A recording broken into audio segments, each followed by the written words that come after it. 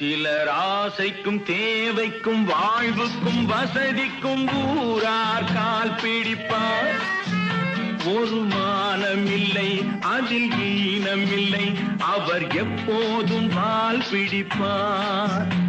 எதிர்காலம் வரும், என் கடமை வரும், இந்த கூட்டத்தின் ஆட்டத்தை ஒழிப்பேன்.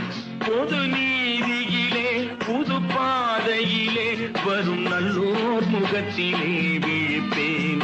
வரும் நல்லோர் முகத்திலே விழிப்பேன். நான் ஆணையிட்டால் அது நடந்து விட்டால் இங்கு ஏழைகள் வேதனை படமாட்டார்.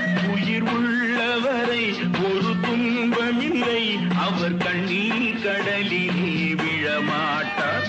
அவர் கண்ணீர் கடலிலே